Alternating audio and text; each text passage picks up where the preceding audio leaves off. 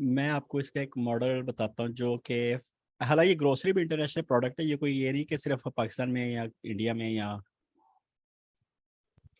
जी, जी। आप अगर काम करना चाहते हैं इंटरनेशनल मार्केट के साथ, आप फ्लावर्स के साथ आ जाए, सिर्फ फ्लावर्स बुके, बस, ठीक है, और कुछ भी नहीं। ठीक है। सेम मैं वैसे रिकमेंड करूंगा कि अगर आप यूएई में लॉन्च करना चाहते हैं ना, तो amazon.de मार्केट प्लेस में आप चेक करें कौन सी प्रोडक्ट हॉट सेलिंग है, तब ये लॉन्च सक्सेसफुल होगी प्रोडक्ट, अगर आप लॉन्च करना चाह रहे हैं। मैं वैसे वो अगर आप मैं अंदाजे भी से क्या कहते हैं ये चीज बिक रही है एस्टिमेट करना चाह रहे हैं, तो फिर वो तो कर ही सकते हैं ना। नहीं नहीं इखलाकन लॉन्च करनी है तो फिर तो कर सकते हैं, लेकिन अगर प्रॉपर इसको लॉन्च करना है, प्रॉपर इसको स्टोर बनाना है और लॉन्ग टर्म लेके चलना है, तो प्रोडक्ट रिसर्च करनी पड़ेगी आपको प्रॉपर, जिस मार्केट प्लेस में आप लॉन्च करने जा रहे ये जो है ना, ये एज ए स्टार्टअप होगा प्रोजेक्ट। ये वो एसईओ लेवल वाला काम नहीं करने लगे। और ठीक है। ये मेरी हैं। सर लोकल बेशक मार्केट, ना करें, पेड ये मेरी मार्केटिंग भी करनी होती है ना। हम्म, अगर फॉर एग्जांपल हम उसमें भी चेक करते हैं कि प्रोडक्ट कौन सी विनिंग है, कौन सी आजकल इन ट्रेंडिंग है, जी जी फेसबुक बिल्कुल। एड्स पे मैं उसकी आपको एक कहते हैं एक्सटेंशन होती है, वहां पे जाके हम एड्स हमें आना शुरू हो जाती हैं। बिल्कुल ये बिल्कुल आप ड्रॉप सही कह शिपिंग का रहे हैं। मॉडल है। आप सही कह रहे हैं। इसके मैं अलावा अगर हम मैं क्या आपको कहते हैं अपना किसी एक्सपीरियंस शेयर मार्केट करने प्लेस में। लगा हूँ। जी जी ठीक है। मैं अपना एक्सपीरियंस शेयर करने लगा हूँ। आज से 2 महीने से पहले मैं एसईओ को नहीं था जानता, और मैं ये काम करता रहता था। मैं मुझे यानी काफ़ी अर्सा हो गया इन चीज़ों को करते हुए। तो मैं उस हिसाब से बात कर रहा हूँ कि अगर मैं एसईओ को भी साइड पे रखता हूँ और एक प्रोडक्ट पे काम, यानी मैं वो स्टार्टअप्स पे बेसिकली डिस्कस कर रहा हूँ, मैं वो नहीं कर रहा एसईओ वगैरह नहीं, स्टार्टअप्स। और स्टार्टअप्स की जो ठीक वो है। हमारी लोकल मार्केट की आर एंड डी हुई होती है ऑलरेडी। हमारे पास इतनी क्यूरीज आई होती है, हमें अंदाज़ा हो जाता है कि क्या स्टार्टअप में चल रहा है, किस चीज़ की डिमांड है, किस चीज़ का इस ट्रेंड इस वक्त चल रहा है, और किस पे इन्वेस्टमेंट की जाए। इवन कि मैंने इन कंपनीज के साथ काम भी किया, वैसे ऐसी कंपनीज के साथ काम किया हुआ जो इन बिजनेसेस को जीरो से हीरो ले जाती हैं विद इन ईयर्स। अब मेरा मेरा एक कंपनी के साथ काम था। मैं आपको चलो उनकी वेबसाइट भी दिखा ही देता हूँ, क्या याद करेंगे। ठीक है, फिर और शायद मैं फर्स्ट टाइम इसको एसईएम रश में भी चेक आज करूंगा। और उन्होंने भी कभी ऐसी ऐसी ऐसी इसको एसईओ में नहीं था ऐसे, यानी एसईएम रश वहाँ पे यूज ही नहीं से करते। ये दो फ्रेंड्स हैं जिनकी ये साइट है, ठीक है जी। और मेरा 1 to 1 इनका साथ रिलेशन होता था, यानी सेम ऑफिस में हम सारे बैठते थे। अब तो इन्होंने मैं हर कंट्री, हाँ कंट्री लेवल में इन्होंने बाकी कंट्रीज बैठ कर ली। जब मैं इनके साथ था तब सिर्फ कुवैत होता था। इन्होंने कह ले कि आज से तकरीबन 2014-15 की शायद बात होगी। इन दोनों ने, अभी इनकी कई तस्वीर भी अगर आती है मैं आपको दिखाता हूँ, इन्होंने कहीं लगाई हो। अ, इन दोनों ने ना तब तकरीबन पाकिस्तानी रुपीज़ में अगर आपको मैं इनकी सैलरीज बताऊँ ना, एक बैंक में जॉब करता था और एक कहीं और किसी अच्छी फर्म में जॉब करता था।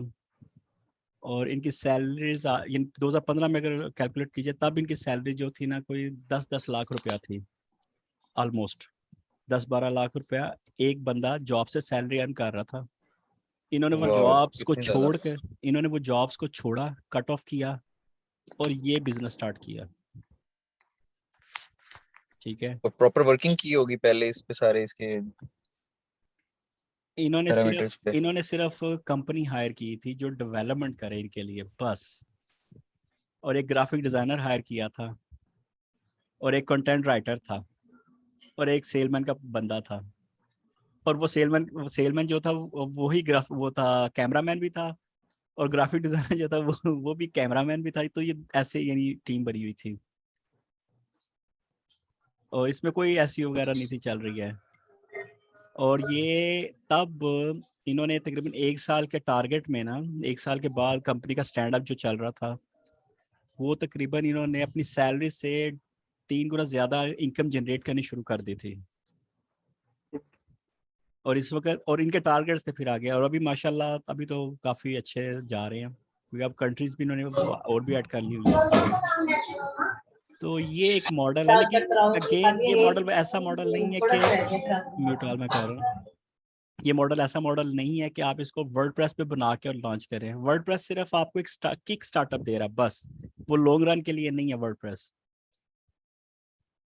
और लॉन्ग रन के लिए फिर ऐसे ही है, कस्टमाइज वेबसाइट बनानी पड़ती है जब हाँ आपने डिटेल्स में एग्जैक्टली। जाना होता शॉपिफाई है। पे भी किया जा सकता है। शॉपिफाई भी जो है ना वो ठीक है, लेकिन वो प्रोडक्ट नहीं है ना बेसिकली आपकी। सर वो यूजर साथ फ्रेंडली तो है ना। यूजर फ्रेंडली है लेकिन एक प्रोडक्ट। डिजिटल एसेट हम किसको कहते हैं? बेसिकली असल डिजिटल एसेट्स ये चीजें हैं। रंश ठीक भाई है, साथ भाई का भी अपना स्टोर है शॉपिफाई। हाँ जी बिल्कुल ठीक है। हाँ नहीं, मैं वो बात कर रहा हूँ कि देखें, वो आप डिपेंड कर रहे हैं एक थर्ड पार्टी के प्लेटफॉर्म के ऊपर। अब जी ये bleams.com जो ये डिपेंड किसी पे भी नहीं कर रहा। इनका अपना स्टोर है, इनके अपने सर्वर हैं, इनकी अपनी प्रोडक्ट है, इनकी अपनी सेल है, हर चीज इनकी अपने कंट्रोल में है, ये किसी पे डिपेंड नहीं कर रहे। और ये मॉडल जब आप सेल, जैसे आप बल्कि शॉपिफाई भी ऑफ कोर्स वो भी एज ए एसेट सेल होते हैं, मिलियंस ऑफ डॉलर्स में सेल होते हैं। ये मॉडल भी जो है ना, ये भी मिलियंस ऑफ डॉलर में, इनमें इन्वेस्टमेंट भी हो रही होती हैं, इनमें पार्टनर्स भी आ रहे होते हैं, और ये सेल भी हो रहे, मिलियंस ऑफ मिलियंस डॉलर्स में ये प्रोडक्ट सेल भी हो रही होती हैं। अब ये जो दो बंदे हैं ना, ये बेसिकली इसलिए नहीं कर रहे कि इनको बड़ा वो लव है ये फ्लावर्स के साथ और ये सारी चीजें, नहीं। इनका टारगेट ये नहीं, इनका टारगेट ये है कि इसको एक लेवल पर ले जाएं जहाँ पे इनका यानी मार्केट ट्रेंड बन जाए कि लोग इसको पसंद करने लग जाएं, इसको यूज करना शुरू कर दें। और जब ये एक इसकी जो एक जो कह ले किसकी क्या कहते हैं मार्केट वैल्यू बन जाएगी, तो ये इसको मुंह मांगे दामों में बिलियंस में सेल आउट करके तो निकल जाएंगे आगे। एग्जैक्टली यही बात। दानिश भाई वैसे ख्वाब तो हमारे भी यही थे। हमने सोचा था कि जब कभी अलीबाबा पाकिस्तान में आएगा ना, तो हमारी वेबसाइट कहीं ना कहीं किसी शहर में रैंक कर रही होगी, हम तो भेज देंगे। आप करते रहे, ये आएगा, वो होगा सारा कुछ, वो वक्त आएगा। नहीं, अभी तो हम कुछ कर ही नहीं रहे ना उस पे, बल्कि अभी अप्लाई करेंगे ऐसी उस पे, देखते हैं उसको। चले, बल्कि मैं तो सोच रहा हूँ इसको, अगर फ्लिपा पे कुछ हो सकता है ना, तो वो उसका कोई प्लान बता दें, हम इसको तो उस तरफ ले जाएं, अब वो जैसे बजाय इसमें साथ भाई वैल्यू। बात कर रहे हैं, सर वो बात तो लोकल अंडरस्टूड है कि वो लोकल मार्केट यानी सर ये वेबसाइट लोकल लोकल है। मार्केट प्लेस में कहीं ना अपने नेटवर्क में सेल आउट करने की कोशिश करेंगे, जिस तरह एक्सट्रीम कॉमर्स का नेटवर्क है, या ये जो अनेबलर्स है, या ये जो हुजैफा का प्लेटफॉर्म है, यहाँ पर जाके नेटवर्किंग करें लोगों से। शायद किसी को स्टोर, कोई स्टोर ओनर कर ले, बड़ी नेटवर्किंग दुनिया। से शायद ये सेल आउट हो। अदरवाइज मैंने आज तक पाकिस्तानी स्टोर कोई फ्लिपा पे सेल होते देखे नहीं, क्योंकि सही इनकी सही सही नेटवर्क कम होती है। हम्म। जी। लेकिन नाम जो है ना, डोमेन नेम जो है उसको डाइवर्ट किया जा सकता है iweb.com। हाँ, इसको ब्लॉग में कन्वर्ट किया जा सकता है और फिर उस सर इस किया स्टोर जा पे सकता काम है। जरूर किया जा सकता है, ये बात 100% श्योर है। इस स्टोर पे कुछ और चेंजिंग की जाए, कोई इसका स्ट्रक्चर चेंज किया जाए, ब्लॉग्स वगैरह, या कोई कहते क्या है एफिलिएट ब्लॉग, या अगर आप क्या कहते हैं कोई इंटरनेशनल मार्केट में कोई प्रोडक्ट लॉन्च करना चाहते हैं, तो इस स्टोर पे हो सकता है। सही सही।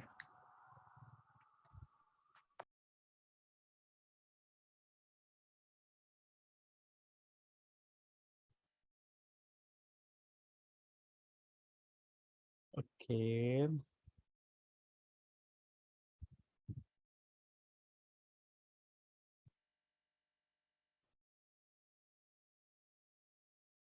हम ये क्या चल रहा है, ये क्या हो रहा है? चलें आपको एक चीज दिखाते हैं, एक डिजिटल एसेट दिखाते हैं आपको, बल्कि डिजिटल एसेट नहीं, स्टार्टअप। ये क्या बात हुई? अच्छा अच्छा।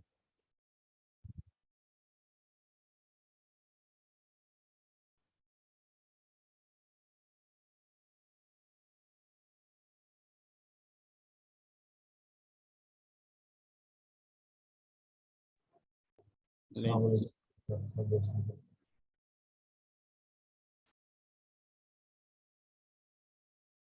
क्या समझ आ रही है?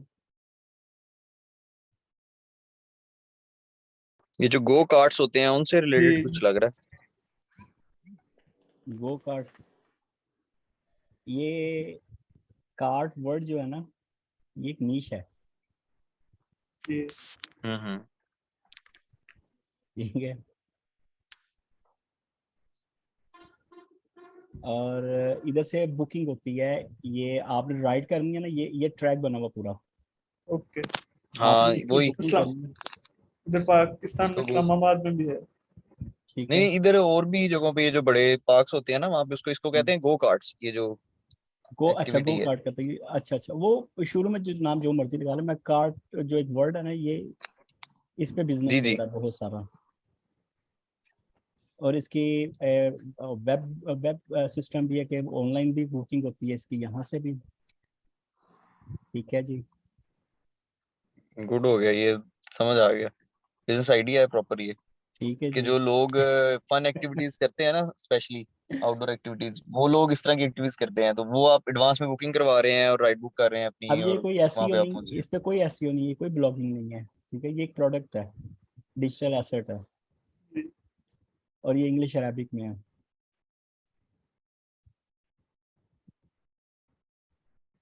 इसकी ये ऐप है। ऐप तो बिल्कुल ठीक है जी। और ये बड़ी बेसिक सी ऐप है, अभी कोई वो बड़ा वो शशके वाला काम नहीं है इसके अंदर है। जिस तरह हम उबर या क्रीम से हायर करते हैं, वो ही सेम मॉडल बना हुआ है आई थिंक। हाँ जी, चले ऐसा कह सकते हैं किसी हद तक। ठीक है जी। आपने पूछा नहीं ये है क्या, जी ये मैंने बनाई हुई है। माशाल्लाह, वो तो आपने जब सर्च किया था तब भी पता लगा था। ठीक है जी। अभी आपने और चीज़ें नहीं देखी इसमें। माशाल्लाह जी माशाल्लाह, अल्लाह आपको। ये मेरा स्टोर है, ऐप स्टोर। ओके। माशाल्लाह दानिश ये भाई, ये रनिंग में है। मुझे दो माशाल्लाह। 2 मिनट दे, मेरी कॉल है एक। चलें। Okay. Hello, hi, how you, what, oh, okay,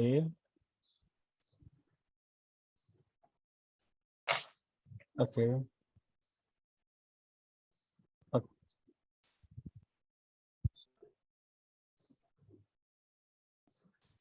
you send me what, all of them?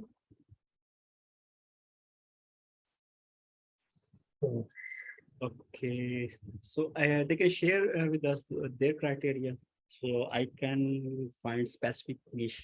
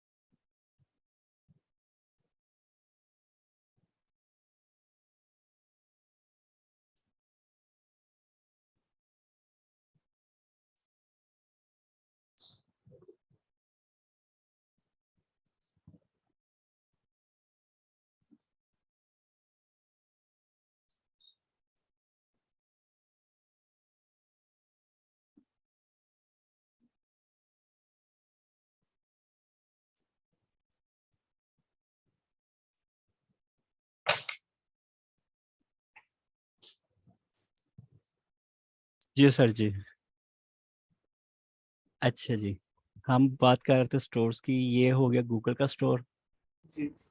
और ये है एप्पल का स्टोर। ओ, ठीक है जी। अच्छा, ये है भी एप्पल का है। ये ओके। एप्पल ऐप, और ये मेरा स्टोर है।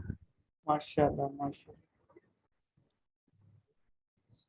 ये मेरी चंद ऐप्स हैं, चंद, उनमें से भी शायद कुछ बंद हो गई हुई हैं, कुछ चल भी रही हैं। और ये इसके अंदर मेरे पास निशीज हैं, ऐसी ऐसी एसेट्स हैं कि वही ना, कि जब एज ए टीम जब काम करेंगे ना, और ये भी थोड़ी सी हैं, ये तो कुछ भी नहीं है, इसके अलावा बहुत सी ऐसी प्रोडक्ट्स हैं जो इस अकाउंट में नहीं है, मेरे वो डिफरेंट अकाउंट्स में है। तो मैं उसमें टीम बना के, तो वो पूरा एक कह लेना कि एक पूरा एक मेरे पास एक पूरा स्ट्रक्चर बना पड़ा, माशाल्लाह। रेडी प्रोडक्ट्स हैं। तो जो जो फिर आगे आएगा, जैसे जैसे वो कंट्रीब्यूट करेगा, मैं उनके साथ वो फिर जो भी डील्स वगैरह हमारी होंगी, बिजनेस एग्रीमेंट्स होंगे, हम उसके साथ गो थ्रू करेंगे। और मेरे पास कनाडा की मार्केट भी है, मेरे पास अमेरिका की मार्केट के भी बंदे हैं, मेरे पास अरब में भी हैं। आज मैं फर्स्ट डे इतना ओपनली बोल रहा हूँ आप सबको, वो इसलिए बोल रहा हूँ कि अब आप जो आप अपने स्किल्स को ना मेरे साथ शेयर करें, ताकि मुझे पता लगे मेरे साथ कौन कौन बैठा हुआ है।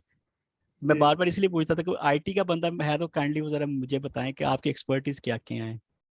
एक तो उनमें से अभी भी आज हमारे साथ इधर बैठी हुई हैं, वो तुम अब हैं, एक और भाई भी हैं, वो आज इसमें अभी इसमें नहीं है, मीटअप में। तो एक अभी ये हबीब भाई से भी थोड़ी सी डिस्कस, इनका भी कुछ चले है, इन काम तो उन्होंने किया हुआ ना, यही बड़ा है। बस मैं ये चीजें किया कह हुआ, रहा बिल्कुल किया हुआ। हूँ। हाँ, तो बस यही ना कि मुझे फील्ड के बंदे होंगे ना तो वो जरा इजी हो जाएगा। और वैसे भी अभी हम, इसलिए मैंने 3 महीने का गैप ये रखा हुआ है कि ये एसईओ हो रहा है ना, इस एसईओ के अंदर हाँ बहुत से लोगों ने बड़ा कुछ सीखना है आईटी में, वो यानी scene like they will be IT guy. तो वो बाद में जी, 3 महीने को वो ये नहीं कहेंगे we are newbies, we don't know what is IT. बिल्कुल हाँ बिल्कुल। जी।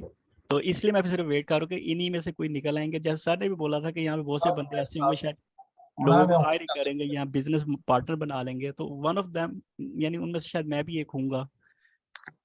तो अब जैसे आपने वो एक प्रोडक्ट बताई ना, एक जो पाकिस्तान में सिर्फ चल रही है, अब ये ब्लॉक कुवैत मेरी एक प्रोडक्ट है, ये सिर्फ कुवैत में चल रही है। और ये सीम्स लाइक जैसे OLX टाइप प्रोडक्ट है ना, ये वैसी है, लेकिन ये टोटल लोकलाइज्ड है वहाँ की, सिर्फ अरबिक वर्जन है इसका। ओके। फिर मेरे एक प्रोडक्ट, ये हाँ, ये एक स्टार्टअप है मेरे पास ना, क्यू नंबर, ये एक स्टार्टअप है। और ये स्टार्टअप स्टार्ट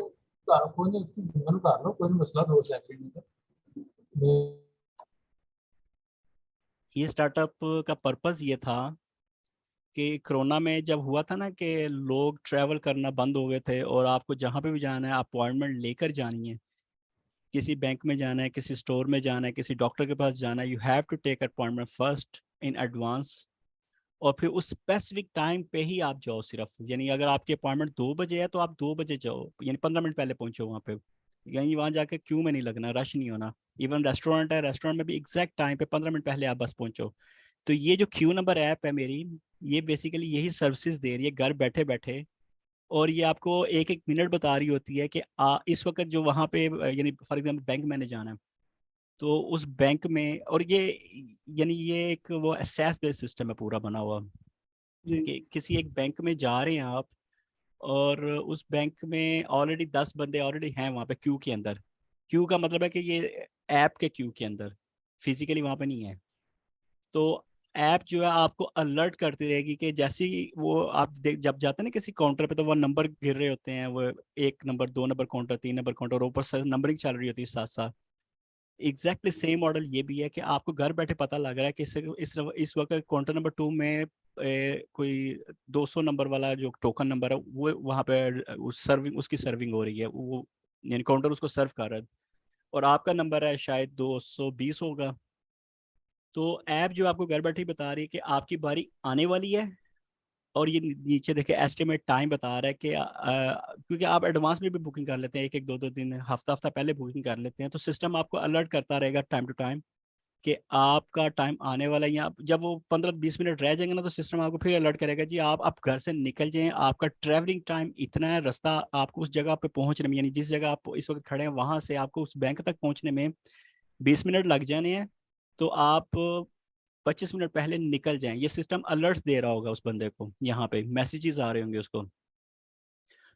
एक ये इसका मॉडल। दूसरा इसका मॉडल ये है कि आप जो बंदे ऐप फेमिलियर नहीं है, जिनको ऐप चलानी नहीं आती है, उनको पसंद नहीं है, उनको पता नहीं है, जैसे बूढ़े लोग हैं मोस्टली, जो वो पसंद भी नहीं करते मोबाइलों को हाथ में हर वक्त पकड़ी रखें, तो उसमें हमने ये फीचर ऐड किया था कि उस उनका ना उनके पास आम मोबाइल होते हैं, हाथ यानी एनालॉग मोबाइल जो होते हैं, तो यहाँ पे उस बंदे का नंबर लिख दें। या कोई ऐसा बंदा जिसके पास ऐप ही नहीं है, ये मोबाइल भी नहीं है, सिर्फ आम सा मोबाइल है, तो वो चाह रहे यार मुझे ऐप ना दो, मुझे बस मेरी बुकिंग कर दो, मेरा नंबर उस पर डाल दो, तो मुझे एसएमएस आते रहे बस, कि एसएमएस के थ्रू मुझे पता लगे कि हाँ मेरी बारी आने वाली, तो मैं घर से निकल जाऊँ। तो ये हमने उसके लेवल्स बनाए हुए थे कि किस लेवल पे जाके उसको अलर्ट देने शुरू करें, सेकंड लेवल पे जाए, थर्ड लेवल पे, फोर्थ लेवल पे, फिफ्थ लेवल पे, सिक्स लेवल पे।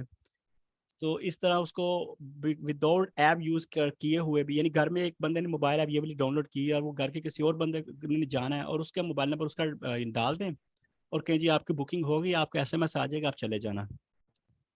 फिर इसमें ये सारी उसकी ट्रैकिंग होती है कि वो कब कब कितनी कितनी दफ़ा किस किस के पास गया हुआ है, तो एक उसको पूरा ट्रैक अपना पता होता है कि मैंने कब जाना था, कब गया था, एक डॉक्टर पॉइंट्स मेरी कितनी दफ़ा हफ्ते में हुई है, यानी इस किस्म का ये सारा सिस्टम है बना हुआ। गुड माशाल्लाह। फिर उसके बाद आपको कॉस्ट टू कॉस्ट, अब ये जो है ना अभी हबीब भाई ने जो दिखाई है ना, ये उसका कह लें कि जी जी, उस बिजनेस का ये मॉडल है एक डिलीवरी सर्विस, ये मॉडल से ही पता लग रहा है। हाँ। तो ये कॉस्ट टू कॉस्ट हमने एक ऐप लॉन्च की थी, ये भी कुवैत में की थी, तो इसको भी छोड़ते हैं आगे। ये एक नेबरहुड है, ये भी एक मेरी प्रोडक्ट है, ये कनाडा में इस वक्त लॉन्च्ड है और टोटली ऑर्गेनिक ट्रैफिक के साथ ये चल रही है अभी भी। अभी तक हमने इसकी मार्केटिंग स्टार्ट नहीं किया, 1 साल से ज़्यादा हो गया हुआ है और इस पे कस्टमर आ रहे हैं, ऑर्डर्स कर रहे हैं, लोग कम्युनिकेशन कर रहे हैं आपस में। अब ये सर्विसेज मॉडल है बेसिकली, जो सारे लगे हुए थे ना सर्विसेज सर्विसेज के, सर्विसेज का ब्लॉग बनाएंगे, सर्विसेज पे काम करें। तो ये पूरी ऐप मैंने इस पे बनाई हुई है जो सिर्फ सर्विसेज डील कर रही है। ये इसमें वो स्क्रीनशॉट नहीं अंदर वाले, मैं आपको दिखाऊंगा, ये आप डाउनलोड बेशक करनी का नहीं भी करनी ना भी करनी, इग्नोर करें इसको अभी फिलहाल। मैं आपको यानी जो मेरे साथ बाद में टीम्स वगैरह होंगी तो मैं फिर उनको पूरा इसका मॉडल बताऊंगा कि ये चलती कैसे, इनके फीचर्स क्या हैं और फिर हमने इससे बिजनेस कैसे जनरेट करना है, हमने इसको कहाँ लॉन्च करना है और वो डिजिटल एसेट की जो वैल्यू, उसकी जो शक्ल बनानी है वो कैसे बननी है। अब ये मेरी एक और रिजर्व ऐप है। अब ये ऐप भी जो है ना, ये भी सर्विसेज है। अब ये another model, another way, another model, another flavour है इसका, कह लें एक दूसरा फैशन कह लें ऐप का, न्यू फैशन स्टाइल सर वो भी। इन प्रोडक्ट्स की भी हम ना क्या कहते हैं मार्केटिंग कर सकते हैं। जी बिल्कुल Amazon वो बिल्कुल। क्या कहते हैं वेबसाइट बनाकर ना साद या भाई क्या मैंने कहते आपको हैं। क्या बोला है, मैंने आपको शुरू में ये बातें बोली हुई हैं कि सर सिर्फ ये खत्म हो लेने दें, मेरे पास बहुत कुछ है करने के लिए। तो हम टीम वर्क करेंगे, हर कोई अपना अपना डेडिकेटेड वर्क करेगा और एसेट्स के इनकम हम फिर वापस में जो भी बिजनेस मॉडल होंगे हम उनके साथ यार, एंड ऑफ द स्टोरी तो ये ना कि income generate, handsome amount generate करनी है। तो वो मेरे पास एक की है, जो जो समझता है कि भाई करना चाहिए तो मोस्ट वेलकम, मुझे कोई इशू नहीं है। अब ये जो है ये बेसिकली हमारा था मॉडल सिर्फ क्लिनिक्स के लिए, और ये जो होती है ना अपना न्यू कार्स की बुकिंग होती है जो बाहर के मुल्कों में मोस्टली ये होता है कि आपने कार की राइड लेनी है, टेस्ट ड्राइव लेनी, नया मॉडल है, आपने उसका टेस्ट ड्राइव लेना है, या आपका उस टोयोटा के साथ कोई कमिटमेंट हुई हुई है, टोयोटा ने आपकी आपने टोयोटा के साथ अपॉइंटमेंट बुक करवानी है अपनी, आप इवन चले क्लिनिक, जैसे क्लिनिक की अपॉइंटमेंट बुक होती है ना डॉक्टर के साथ, वैसे ही टोयोटा के आपने शोरूम में जाना है तो आप अपॉइंटमेंट एडवांस में इस ऐप के थ्रू बुक करें और आपके जाने तक ना वो आपका आपके लिए एक वो क्यू उन्होंने खाली किया होगा। बाहर मुल्कों में ना मोस्टली ये होता है कि रश होता है वहाँ पे, क्यूज वगैरह खाली मिलते नहीं है, हर वक्त वहाँ पे गाड़ी खड़ी रहती सुबह से लेकर शाम तक, यानी फुल फुल फुल पैक होता है। तो वो जाके बुकिंग करवानी पड़ती है, फिर वो अगले दिन की डेट दे देंगे या हफ्ते बाद की डेट दे देते हैं कि इस दिन आ जाए, आपकी हम कर देंगे गाड़ी की सर्विसेज वगैरह जो भी करनी है।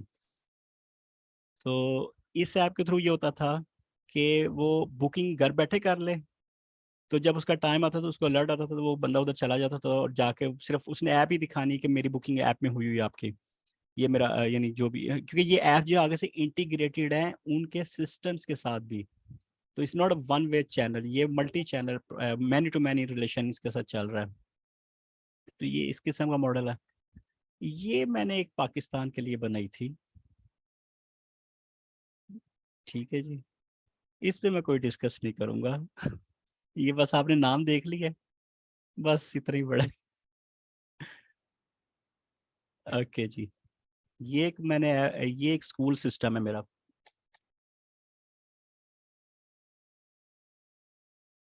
ये एक स्कूल सिस्टम है मैंने बनाया हुआ, इस पे मैंने कुछ दिन पहले भी डिस्कस शायद की है किसी मीटअप में। ये जी मैंने एक प्रोजेक्ट पाकिस्तान में लॉन्च किया था, स्कूल का एक पोर्टल बनाया था, पूरा स्कूल यूनिवर्सिटी ये नाम कॉलेज सुना सबके लिए। सुना लग रहा है, देखा देखा लग रहा है। ये एक नाम पे नहीं है, ये डिफरेंट नाम्स के साथ है। ये इसका अब बहुत ये क्योंकि अब मैंने इसको छोड़ दिया है बस, तो ये शायद एक ही मेरे पास रह गई ऐप, नहीं तो इस जैसी मेरे पास कोई 15-20 ऐप थी डिफरेंट नामों के साथ, डिफरेंट डिजाइन के साथ, डिफरेंट फैसिलिटीज के साथ थी।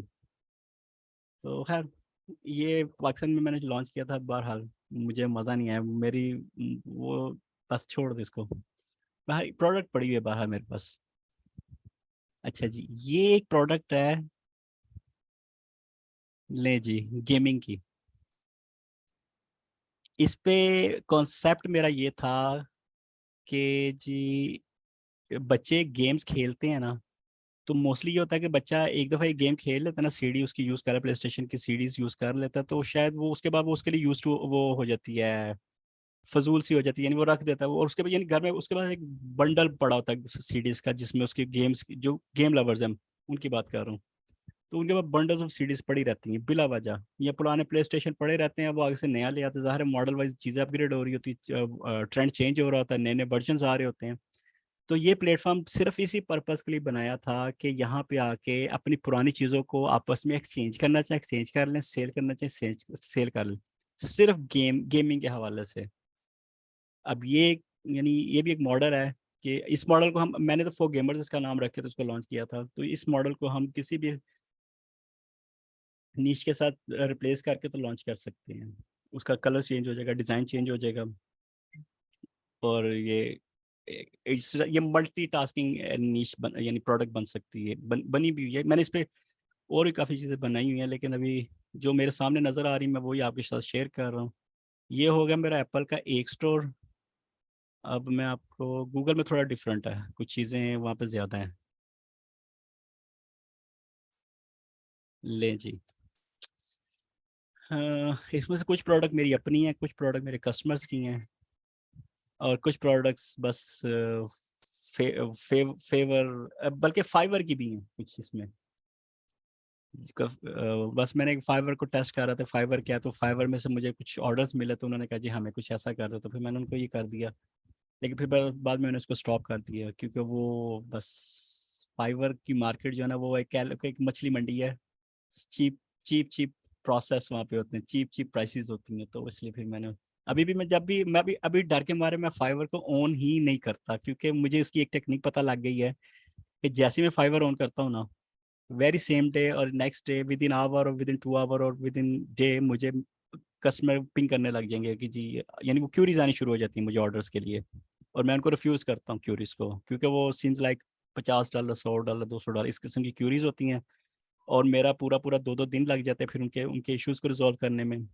और फिर सम टाइम वो अब एप्पल के कुछ पॉलिसीज हैं, गूगल की कुछ अपनी पॉलिसीज हैं, उनके अपने स्टैंडर्ड हैं, उनको मीट करना होता है, उसमें वो 14-14 दिन के गैप्स आते हैं, 10-10 दिन के गैप्स होते हैं। वो फिर मुझे भी फील होता है कि कस्टमर, एक तो मैं कस्टमर से तो वैसी कास्ट लो ले रहा हूँ, लेकिन कस्टमर के साथ भी वो उसकी फुल समहाउ कभी वो एप्पल रिजेक्ट कर देता है आपको, फिर कस्टमर मुझे रो रहा होता है कि ये क्या हो गया, तो फिर मैं वहाँ पे बेबस हो जाता हूँ, क्योंकि वो एप्पल की पॉलिसी है। तो इस किस्म की चीज़ें चाह रही, फिर इसलिए मैंने वो छोड़ ही दिया, थोड़ा यानी कम कर दिया। अच्छा जी, ब्लॉग्स तो उधर भी था, ये प्रो कार्ड भी था, सेंट मैरी कॉलेज इसकी मैंने बनाई थी पाकिस्तान में, वो ये उसी मॉडल का हिस्सा है, वो जो आपने एडुकेयर देखी है ना, ये उसका एक दूसरा मॉडल है। ये स्ट्रीट फोर्स, ये भी पाकिस्तान की एक बस बताया आपने कुछ जी, डिवीजन वाला चैम्बर ऑफ कॉमर्स के बारे में हाँ जी, वो बस ठीक है, आपको बस नाम दिखा दिया, बस छोड़ दे, उस पर डिस्कस करने का क्या फायदा, कोई नहीं। वह यार प्रोडक्ट प्रोडक्ट बनी हुई है। हाँ, ये ऐसा किया जा सकता है कि अगर पाकिस्तान का कोई और चैम्बर इंटरेस्टेड होगा, तो हम एज इट इज़ ये मॉडल उनको दे देंगे फ्री में, बस इससे ज़्यादा मैं नहीं उनके लिए कुछ कर सकता, क्योंकि वो मैं रिकॉर्डिंग और मैं बता कुछ यानी बोल नहीं सकता अभी। बहरहाल स्ट्रीट फोर्स ये भी पाकिस्तान की एक बहुत बड़ी ब्रांड है, उसके लिए मैंने ये बनाई थी, तो इसकी भी स्टोरी छोड़ दें इसको। ऑक्सफोर्ड स्कूल, ये स्कूल मॉडल है दोनों, ये वही वो देखे ना आप, डिफरेंट डिफरेंट आ रहे हैं मॉडल्स। ये पोर्ट बेसिकली पीछे एक पोर्टल बना हुआ है, एक सिंगल पोर्टल है, और आगे उसके मल्टीपल यानी उस स्कूल के नाम से उसकी ब्रांडिंग हुई हुई है, पूरी पूरी एप्स उसकी बनी हुई है, सेपरेट एप्स हैं। तो ये नेबरहुड है, ये कनाडा की है, डीलर नेटवर्क इसको भी छोड़ दें, कास्ट का ये भी स्कूल मॉडल लिखते पड़ा हुआ है अभी भी, Rawla court model school. Reserve web ये भी होगी, ये मेरा क्लाइंट की है। इकरा इंटरनेशनल ये भी स्कूल का मॉडल है। मिलीनियर रूट मिलीनियर्स, बस ये ये कुछ ऐसी चीज़ें हैं कि यानी ये कह लें कि वो कॉइन्स पड़े हुए हैं आपके सामने और बस याहू करना है।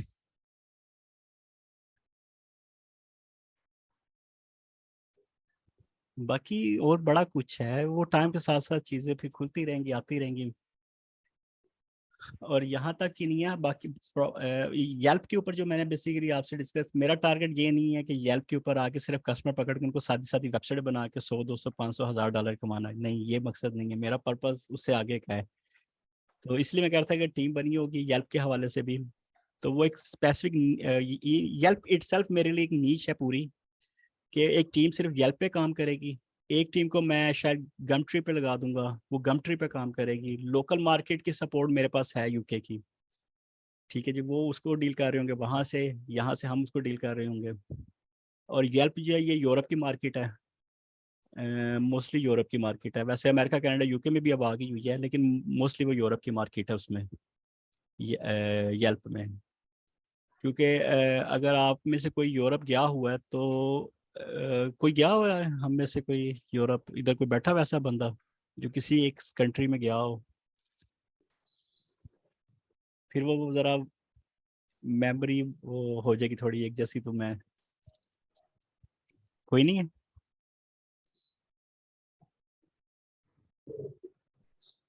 आई थिंक आप ही हैं और तो कोई नहीं। चलो चलें। यूरोप का एसईओ करने के बाद जाएंगे सर हम लोग। एसईओ पे क्या? मैंने कहा एसईओ से कमाने के बाद जाएंगे हम लोग। इंशाल्लाह जी इंशाल्लाह। यूरोप इटसेल्फ बड़ा खूबसूरत है पूरे का पूरा ही। मैंने यूरोप को एक्सप्लोर करना शुरू किया था पिंटरेस्ट से, ठीक है। उसके बाद फिर मैंने विजिट किया था, उससे पहले मुझे भी नहीं था पता यूरोप होता क्या, ठीक है। तो वहाँ वहाँ की एक खूबी जो है ना, यूरोप की एक खसूसियत ये है कि वहाँ पे लोग जो है ना वो खाना बाहर खाते हैं, ये उनकी रूटीन है, डेली की रूटीन है। वो लोग जो है ना they love to go somewhere, बस जाते हैं फिरते हैं बैठते हैं। और कुछ ऐसा यानी उनके ट्रेंड है शायद ये कि वो बस जाते हैं बैठे रहते हैं, सारा सारा दिन बैठे रहते हैं बाहर दानिश भाई रेस्टोरेंट आपकी में। बात तो, ये बोले बोले। ये तो यूरोप तो माशाल्लाह बिल्कुल अंदरूने लाहौर की तरह है। अंदरूने लाहौर के लोग भी घर में कम ही खाते हैं, बाहर से ही खाते नहीं नहीं नहीं नहीं सर जी, वहाँ का जो फूड का स्टैंडर्ड है ना, यहाँ पे वो है ही नहीं है वो चीज़, यहाँ पे हैं। लोग नहीं सही खाते। सही। हाँ अगर खाने पीने, अच्छा चलो यूरोप की बात हो रही थी, खाने पीने से मुझे कुछ और याद आ गया। खाने पीने के मामले में अगर आपने देखना ना तो चाइनीज खाते हैं। आपने चाइना की कभी मार्केट्स को नहीं देखा? मैंने 3-4 कंट्रीज में चाइनीज मार्केट्स देखी, इवन चाइना में जाके भी मैंने चाइनीज मार्केट को देखा है। बाय गॉड, आप एक नुक्कड़ पे खड़े होते हो ना तो आपको दूसरी नुक्कड़ नजर नहीं आएगी उसकी मार्केट की, इतनी इतनी बड़ी मार्केट्स हैं उनकी, फूड स्ट्रीट्स चाइना की। तो खाने पीने के मामले में चाइना चाइना से आगे कोई भी नहीं है। तो नहीं खैर वो हम तो आप सही कह रहे हैं। हमने यूरोप, जो सुना है और देखा भी है कुछ वीडियोस में, वो माशाल्लाह खाने में सबसे आगे हैं, सब कुछ खा जाते हैं। बिल्कुल। चाइना का मुझे एक किस्सा याद आ गया। मैं ना यानी मोस्टली जब मैं ट्रैवल करता हूँ तो जब जहाज उस कंट्री के ऊपर से गुजरता है जिधर जाना होता है, तो बंदे को बड़ी अच्छी सी फीलिंग होती है, और बड़े बड़े वो खूबसूरत वो आपको ना नज़र आ रही होती चीज़ें वहाँ पे जो होती हैं, पहाड़ नज़र आएंगे, उनके इंफ्रास्ट्रक्चर, बिल्डिंग्स, उनके रोड स्ट्रक्चर ऊपर से बड़ा खूबसूरत लगता है। लेकिन चाइना एक ऐसी कंट्री थी कि जब वो रात का टाइम था, मेरी जब लैंडिंग थी वहाँ पे, मैं गुआंजू सिटी में गया सबसे पहले। गुआंजू उनकी बहुत बड़ी सिटी है। गुआंजू सिटी के बारे में भी सिर्फ आप थोड़ी सी R&D करनी शुरू करो ना तो आपको पता लगे वो जहान ही हो रहा है वहाँ का। अभी मैं एक सिटी की बात कर रहा हूँ गुआंजू की, और ये वो सिटी है जहाँ पे दुनिया की सबसे बड़ी एग्जीबिशन होती है। ये जो हम सारा सारा दिन अमेजोन पे लगे रहते हैं ना, गुआंजू सिटी के अंदर साल में 2 दफा एग्जीबिशन होती है, दुनिया की सबसे बड़ी एग्जीबिशन। और वो 3 बिल्डिंग्स के अंदर होती है, और वो एक बिल्डिंग की इतनी बड़ी बिल्डिंग है कि एक कॉर्नर से दूसरे कॉर्नर पे जाना होता है ना तो उस बिल्डिंग के अंदर जो है ना, वो जैसे ये एयरपोर्ट पे गाड़ियां नहीं चलती हैं, वैसी गाड़ी उस बिल्डिंग के अंदर लोगों को लेके आ जा रही होती है कि आपने उसे उस कॉर्नर पे जाना है या उस कॉर्नर पे जाना है। तो वो आप लोग थक जाते हैं चल चल के, इतनी इतनी बड़ी बिल्डिंग्स हैं। और एक बिल्डिंग के 5 फ्लोर है वहां पे। अब आज का मुझे नहीं पता कि शायद ज्यादा हो गई हो, लेकिन जब मैं ये गया था कोरोना से कोई 6 महीने पहले तो ये सिचुएशन थी। उसके बाद फिर तौबा कर दी चाइना जाने से। अच्छा, मैं वो सॉरी बात आपको वो बता रहा था कि जब जहाज ऊपर से यानी लैंड करने लगा ना, तो बाय गॉड मैं डर गया था फुल, क्योंकि आई डोंट नो बाकी कंट्रीज में ऐसा नहीं था कि चाइना में ऐसा ही था कि जब आप ऊपर से गुजरे हैं ना, यानी लैंड कर रहे थे, रात का टाइम था और वहां पे स्ट्रीट लाइट्स जो थी रेड कलर की थी। जो मुझे थोड़ी सी ना वो अनोइंग लगा ये कि ये क्या है कि रेड कलर पूरी, यानी आप जहां जहां आपको वो स्ट्रीट लाइट्स नजर आ रही सब रेड कलर में है। और उनका एक ना वो एक स्पेशल किस्म का वो एक होता है गुब्बारा सा जिसके अंदर वो लाइट लगी होती है, वो उस और वो होता भी रेड कलर का ही है वो भी। तो वो तकरीबन हर जगह पे पूरी यानी जहां जहां देखो वो ही नजर आ रहा था। तो वो एक अजीब सा एनवायरनमेंट था कि रेड कलर, और रेड कलर वैसे ही अगर आप देखोगे कोई रोड हो, लंबे लंबे रोड हो और वो रेड कलर में हो तो बंदा तो वैसे ही डर जाता है कि यार रेड कलर यानी खून वाला कलर है, तो वो अजीब लगता है। तो वहां पे मैं डरा था कि भाई मैं जिस कंट्री में जा रहा हूँ ना मुझे जबान आती है, ना मुझे ना वहाँ पे कोई इंग्लिश बोलता है। तो आई डोंट नो कि मैं कैसे वहां पे पहुंचूंगा, कैसे होगा। तो हुआ कुछ ऐसा था कि जैसे ही लैंड हुआ, सबसे पहले एयरपोर्ट से बाहर नहीं था मैं निकला, लेकिन एयरपोर्ट के अंदर मैं बस ये ढूंढ रहा था कि यहाँ पे मुझे ना कहीं पे वो जो है इंटरनेट प्रोवाइडर यानी कोई मिल जाए, कोई सिम सर्विस वाला कोई मिल जाए। मैं बस यही ढूंढ रहा था कि कोई मुझे मिल जाए, मैं इंटरनेट से कनेक्ट हो जाए और यानी पता लग जाए कि मैं किधर हूँ। तो मैंने जैसे ही वो चेकआउट किया बाहर आया हूँ, तो बाय गॉड वो पास ही ना उनका वो काउंटर लगा हुआ था और वो सिम ही सेल करने लगे हुए थे। मैं सीधा उसके पास गया, मैंने उससे थैंक गॉड के वो इंग्लिश में बात कर रही थी, तो मैंने उसे कहा जी मुझे एक सिम चाहिए जिसमें पैकेज अच्छा हो। मैंने एक 15-20 दिन का पैक मेरा वो था टूर था। तो मैंने कहा जी मुझे अच्छा पैक, बाहर उसने मुझे पैकेज दे दिया। मैंने उसको ऑन किया, फटाफट वीपीएन ऑन किया, क्योंकि वहाँ पे मैप भी नहीं, गूगल मैप भी नहीं चलता, गूगल भी नहीं चलता वहाँ पे, व्हाट्सएप भी नहीं चलता, उनके अपने सारे सिस्टम है। तो सबसे पहले मैंने वीपीएन डाउनलोड किया वहीं खड़े होके मैंने वो डाउनलोड करके फिर मैं एयरपोर्ट से बाहर निकला और मैंने थैंक गॉड किया कि हाँ अब मैं दुनिया से कनेक्ट हूँ, अब मैं कहीं पे भी चला जाऊंगा मुझे टेंशन नहीं है, यानी एवरीबॉडी नोज कि मैं कहाँ पे इस वक्त। तो फिर जब उधर से टैक्सी से मैंने अपने होटल में जाना था, तो अब वो टैक्सी वाला चीनी, उसको इंग्लिश आती को नहीं, और मुझे चीनी आती, चाइनीज मुझे बोलनी यानी मुझे वर्ड भी नहीं पता। हालांकि मुझे कईयों ने कहा था कि यार इनिशियल वर्ड्स याद कर लेना, हाउ आर यू कहना या फाइन कहना, ओके कहना, नो कहना, इस किस्म के। तो मैंने वो भी नहीं थे, मैंने टोटली इग्नोर किया था, क्योंकि मेरा ख्याल था कि नहीं यार इंग्लिश तो अब इतना तो होगा कि चलो इंग्लिश में कुछ तो बोल ही लेंगे, लेकिन वो टोटली ब्लाइंड।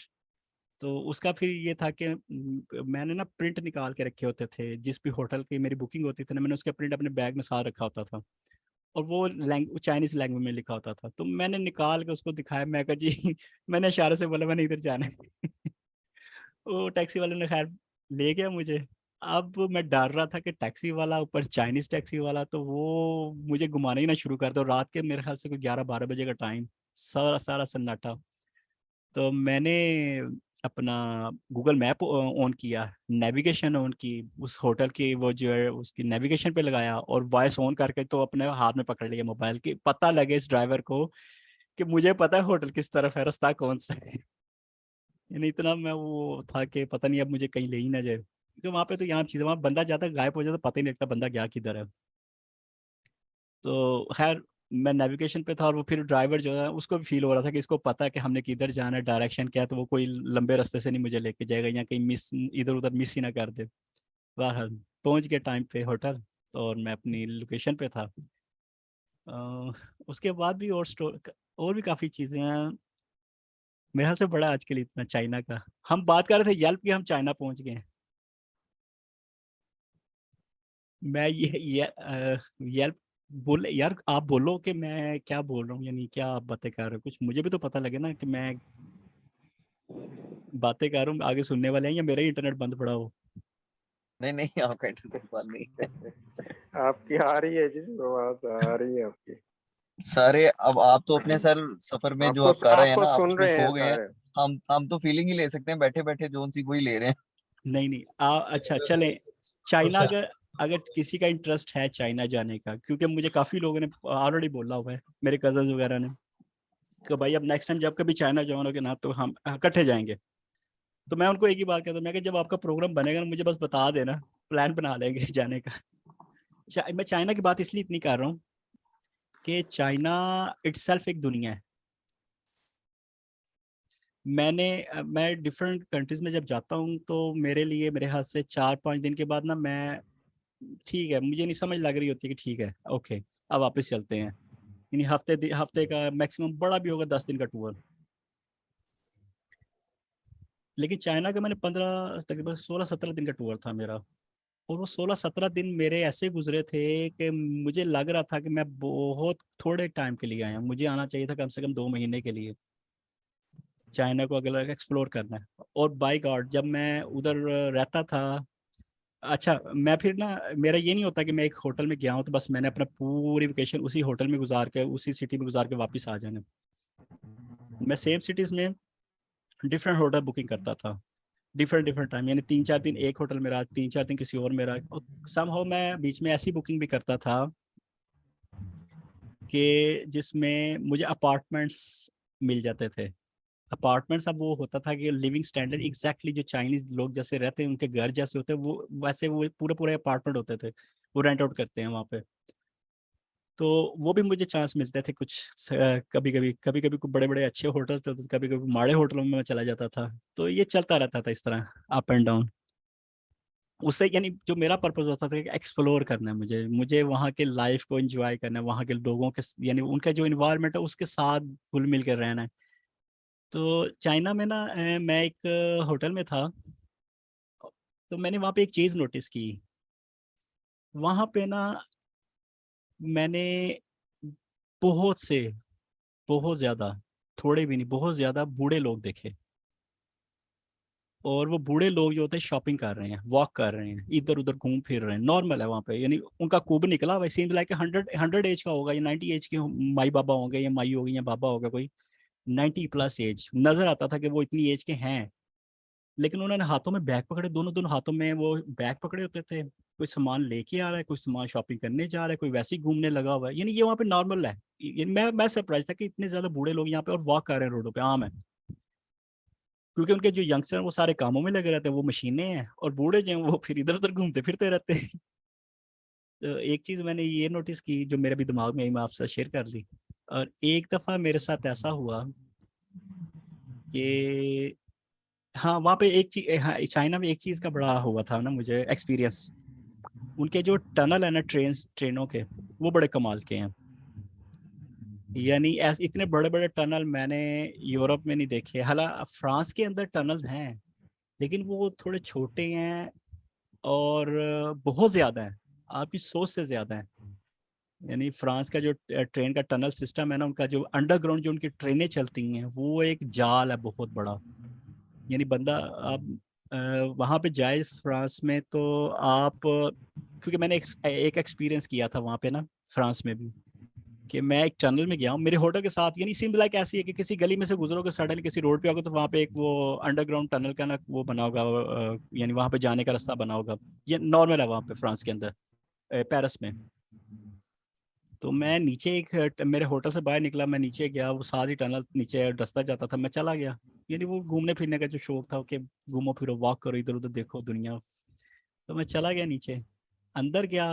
अंदर गया तो अंदर 3 रास्ते, मैंने राइट वाला चूज किया, मैं उस सुरंग में चला गया। आगे गया, आगे फिर 2 रास्ते, फिर मैंने राइट वाला चूज किया, मैं उसमें चला गया। फिर आगे गया, फिर आगे 3 रास्ते, फिर मैं कंफ्यूज हो गया। मैं कहा नहीं आप वापस हो जाओ, इससे पहले कि मैं अंदर जाता जो और गुम हो जाऊं।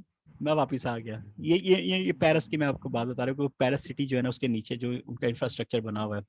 फ्रांस है कि पेरिस है city, I think France country city Paris Paris है, पेरिस सिटी है, है। पेरिस। सिटी पेरिस पेरिस है पेरिस और फ्रांस सिटी है। कंट्री है। Paris. Exactly Paris city name है। ये मैं अक्सर कंफ्यूज हो जाता हूँ इन दोनों नामों में। खैर वहाँ की अलग स्टोरी है, वो बाद में करते हैं, पहले चाइना में ही रहते हैं।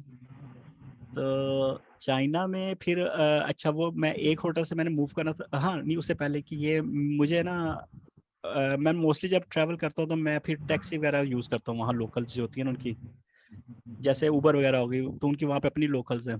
तो वहाँ पे एक चाइनीज़ जो मैनेजर था ना होटल का, उसने जब 2-4, क्योंकि मैं उसको बोलता था कि भाई मुझे बुक कर दो, मैंने इस जगह पे जाना, तो वो बुक करवा मुझे कर देता था और मैं वहाँ चला जाता था। मोस्टली मुझे एग्जीबिशन में जाना होता था। तो अब वो बड़े हम्बल लोग हैं चाइनीज जो हैं, बहुत ज़्यादा आपकी सोच से ज़्यादा हम्बल हैं वो लोग। ये मेरे साथ 2-3 एक्सपीरियंस ऐसे हुए हैं, मैं आपके साथ शेयर करता हूँ कि अब वो चाइनीज जो मैनेजर था ना होटल का, उसने मुझे बोला कि जी आप अच्छा उसको इंग्लिश नहीं आती, ठीक है जी, वो चाइनीज बंदे को इंग्लिश नहीं थी आती और मुझे चाइनीज नहीं थी आती। अब उसने मुझे समझाना था, तो पता कैसे समझाता था वो, मेरे पास भी मोबाइल था, मेरे पास भी ऐप थी, लेकिन मैं यूज़ नहीं था करता होता, ट्रांसलेशन ऐप जो है। उस बंदे ने ऐप डाउनलोड की मेरे से कम्युनिकेशन करने के लिए, डाउनलोड करके तो अपनी ज़बान में वो बोलता था और वो ऐप आगे से ट्रांसलेट करके वॉइस वॉइस मैसेज मुझे आगे से वो कन्वर्ट कर देता था कि जी ये मैंने बोला आपको। तो वो वॉइस कर करके ना उसने मुझे समझाया कि आप ना टैक्सी पे ट्रैवल ना करो, आपके बहुत ज़्यादा पैसे लगेंगे ऐसे, आप ट्रेन में सफ़र करो। और क्योंकि वहाँ पे वो लोग यूज्ड टू हैं, ट्रेन को प्रेफर करते हैं, टैक्सी को प्रेफर नहीं करते। एक ये, दूसरा वहाँ पे रश बहुत है, ट्रैफिक जैम इंतहा का होता है वहाँ पे। आपने एक जगह से दूसरी जगह जाना, 2-3 घंटे तो आपके पार हैं ट्रैफिक में। तो मैंने शुरू में तो इसलिए किया कि मैं सेफ फील करता था कि मैं टैक्सी में जा रहा हूँ तो पॉइंट टू पॉइंट जाऊंगा, मैं कहीं पे मिसप्लेस नहीं होऊंगा अगर मैंने कहीं दूर जाना तो था अपने एरिया से। और वैसे भी मैं जब किसी होटल वगैरह में जाता था या किसी सिटी में जाने से पहले, मैं पूरी R&D करता था उस पर, सिटी के ऊपर कि वो सिटी कैसी है, वहाँ के लोग कैसे हैं, वहाँ का कल्चर कैसा है, वहाँ का फूड कैसा है, वहाँ की मार्केट्स कैसी हैं, और पाकिस्तानी इंडियन फूड कहाँ कहाँ मिलेगा, जिस जगह पे मैं रहूँगा उसके कितनी कितनी दूर मुझे ये फैसिलिटीज मिल सकेंगी खाने पीने वाली और घूमने फिरने वाली, वहाँ के लोगों के स्टाइलिंग, यानी पूरा वो एक R&D में करके जाता होता था। अगर यानी इन केस के अगर मेरे पास मेरा इंटरनेट ना भी चाह रहा तो मुझे ओवरऑल पता होता था कि मैं जिस एरिया में रह रहा हूँ, मैं उसका मैप, इवन कि मैं मैप को रीड करता था, गूगल मैप को, कि रास्ते उस एरिया के, मेरे होटल के इर्द गिर्द वाले रास्तों को मैं थोड़ा वो R&D कर लेता था कि मेरे करीब करीब ये एरियाज ऐसे ऐसे हैं, ये रास्ते बने हुए हैं। यानी इस तरह मैं कर लेता था कि मुझे मेरी डिपेंडेंसी ना रहे कि मैंने गूगल मैप पे ही डिपेंड करना है या इंटरनेट पे ही डिपेंड करना है, क्योंकि समटाइम सिग्नल इशू हो जाए तो फिर आप लॉस हो जाओगे। बहरहाल चाइना, खैर उस मैनेजर ने मुझे वो समझाया। फिर मैंने कहा जी मैं नया हूँ, मुझे तो ना डायरेक्शंस का पता है यहाँ की, क्योंकि लेकिन वहाँ पे एटलीस्ट ग्वांजो सिटी जो है ना उनकी, उसमें उन्होंने जो रोड डायरेक्शंस रखी हुई है ना, वो इंग्लिश और चाइनीज दोनों लैंग्वेजेस में है। ये उनका वो यानी इससे मुझे बड़ी तसल्ली हो गई थी। नॉर्मली चाइना के अगर आप दूसरी सिटीज़ में चले जाए ना, थोड़ा सा रिमोट सिटीज़ में अंदर वाले उनके, तो फिर तो वो टोटल चाइनीज़ है, कोई इंग्लिश वहाँ पे नज़र ही नहीं आएगी लिखी हुई रोडों पे भी। तो खैर ग्वांजो में था कि इंग्लिश और चाइनीज़ दोनों लिखी हुई थी। तो अब उस मैनेजर ने मुझे वहाँ पे मैप पकड़ाया मेरे हाथ में और मुझे उसको यूज़ करने का थोड़ा सा बताया कि ऐसे यूज़ करना है, ये नंबर्स हैं, इनको आपने फॉलो करना है तो आप इधर पहुँच जाओगे। उसने मुझे पेन के साथ पॉइंट आउट कर दिया कि ये एरियाज ऐसे ऐसे जाना। उस चीज़ को फिर मैंने बड़ा इंजॉय किया, क्योंकि उसको फिर मैंने मोबाइल मेरी जेब में है, मैप मेरे हाथ में है, और मैं टोटली ऑर्गेनिकली जो है ना मैप को यूज़ करते हुए तो अपनी ट्रेनों को चेंज करता था, एक ट्रेन से दूसरी ट्रेन पकड़ता था और अपनी लोकेशन पे जाता था। और इस तरह फिर बड़ा घूमा ट्रेनों पे ना वहाँ पे। तो अच्छा, अब वहाँ से ना मैं अब कुछ दिन बाद मैंने जब वो होटल अपना चेंज करना था, दूसरे होटल में मूव करना था, दूसरे एरिया में जाना था, तो मैंने उससे कहा टैक्सी यार मंगवा दो, ये एरिया दूर। उसने हालांकि मुझे कहा मैप से आप उधर से ट्रेन से जा सकते हो, रास्ता है इसका भी, लेकिन वो काफ़ी दूर था। मैं कहा यार एमी मिस ना हो जाए, तो बेटर है आप मुझे टैक्सी मंगवा दो, मैं टैक्सी पे चला जाता हूँ। तो खैर उसने मंगवा दी टैक्सी, मैं चला गया टैक्सी। अब उस एरिया में जब मैं पहुंचा तो वहां पे ना वी टाइप का रास्ता बना हुआ था, वी यानी वी शेप थी उस कॉर्नर की ना, वो चौक जो था उसकी वी शेप थी। लेफ्ट साइड पे मेरा होटल था, राइट साइड पे एक मार्केट थी, और टैक्सी वाले ने बिल्कुल वी शेप के ऊपर मुझे उतारा। अब मेरा गूगल मैप जो वो तो मुझे डायरेक्शन ठीक बता रहा है अपने हिसाब से कि ऐसे बस लेफ्ट चले जाओ। अब वो मैप में बिल्कुल वो साथ साथ जुड़े हुए थे कॉर्नर, मुझे पता नहीं लगा, मैं चला गया दूसरे वाले रास्ते पे। मेरे हाथ में मेरा बैग था और रात का आई बिलीव 5-6 बजे का टाइम था, अंधेरा हो रहा था, और वही रेड लाइटें चलनी शुरू हो गई हुई थी, और बस फिर मेरे तोते उड़ने शुरू हो गए थे। क्योंकि जब मैं उधर गया हूँ और गूगल मैप्स को फॉलो कर, गूगल मैप कह रहा है कि जी आपकी लोकेशन ये बिल्कुल लेफ्ट साइड पे कॉर्नर बिल्डिंग है, और जबकि वो रोड के दूसरी तरफ, रोड नहीं था, दीवार सेंटर में बनी हुई थी और दीवार की दूसरी तरफ था। तो मैं वहाँ पहुंचूं तो मुझे वो होटल नजर ही ना आए, ना उस किस्म की बिल्डिंग, ना वो घर बने हुए हैं, मार्केटें हैं उनकी लोकल, बिल्कुल लोकल, जैसे हम कह लें कि हमारे अनारकली वाला सिस्टम है, वैसी मार्केट्स थी वो। बिल्कुल लोकल गलियों में लोग बैठे हैं, बच्चे गलियों में खेल रहे हैं, यानी ये माहौल सारा उस एरिया का बना हुआ था। अब मेरे हाथ में भी वही चाइनीज होटल का पेपर था, उसपे चाइनीज में ही होटल का एड्रेस लिखा हुआ था। मैंने कोई 7-8 दुकानदारों से पूछा कि यार मुझे ये बता, अव्वल तो उनको इंग्लिश ही नहीं थी आती ना, वो इंग्लिश बोल ही नहीं थे रहे। वो आगे चीनी में अपना पता नहीं क्या क्या बोली जाते थे कि ऐसे वैसे, हमें नहीं पता, तुम कौन, ये वो। बहरहाल मुझे भी नहीं थी समझ आ रही कि क्या बोल रहे हैं।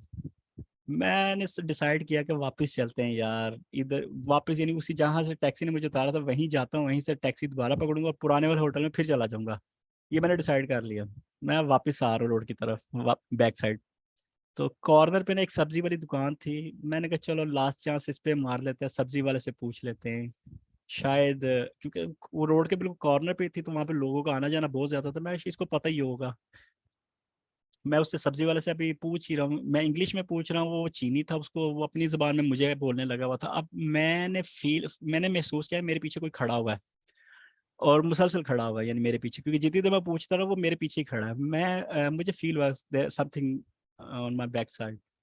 तो बहरहाल मैं मायूस था, मैं वापस जाने लगा तो ऐसे मेरे हाथ में वो पूरा मेरा लगेज बैग है और एक हाथ में मेरा लैपटॉप का बैग है और एक हाथ में मैंने पेपर भी पकड़ा हुआ है, और वो पसीने वाला सिस्टम हो रहा, थका हुआ था, रात का टाइम था। तो खैर बैक हुआ तो पीछे मेरी एक मिस खड़ी हुई थी चाइनीज, वो नोटिस कर रही थी कि ये बंदा गुम हुआ है, ये रास्ता पूछ रहा है। अब वो मैंने जैसे ही टर्न लिया, मिस ने मुझसे पूछा कि थैंक गॉड कि वो इंग्लिश में बात कर रही थी, वो समझ गई थी कि ये बंदा मिस है, कहीं पे मिस गाइड हो रहा है, ये रास्ता भूला हुआ है।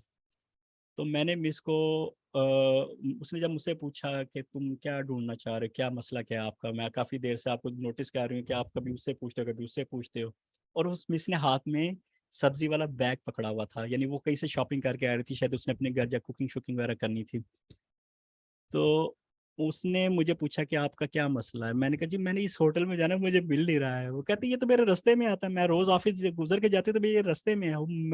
मेरी सांस में सांस, मैं अगर थैंक गॉड, मैं लगता है अब पहुंच गया हूँ। तो मैंने कहा काइंडली आप मुझे जरा वो थोड़ी सी डायरेक्शन दे दें, मुझे बता दें कहाँ पे करके है वो होटल। तो मिस ने कहा मैं आपको ले जाती हूँ वहाँ तक। मैंने कहा चलिए ये भी अच्छी बात है, चलो मुझे एटलीस्ट मुझे बस बिल्डिंग दिखा दे, ये बिल्डिंग है, इस ये यानी एटलीस्ट बिल्डिंग तक मुझे पहुंचा दे, बाकी मैं कर लूंगा खुद ही। तो मिस ने वहां से मेरे ख्याल से कोई 15 मिनट की वॉक थी, वो मेरे साथ वॉक करके उस होटल तक गई। उधर रिसेप्शन पे जाके उन्होंने उनसे बात की कि ये बंदे को चाइनीज नहीं आती है, ये थोड़ा लेट हो गया, मिस गाइड हो गया था, तो आपने इसका ख्याल रखना है। और उसके बाद ये सारा कुछ हो गया, मेरा चेक इन वगैरह सारा कुछ वो जब हो गया, फाइनल हो गई हर चीज़, तो वो होटल वालों ने कहा जी आप थोड़ी देर बैठे, हम आपके ज़रा रूम की सफाई वगैरह करवा देते, फिर आप ऊपर चले जाइएगा। तो मैंने कहा ओके ठीक है, मैं उधर नीचे बैठ गया उनके रिसेप्शन एरिया में।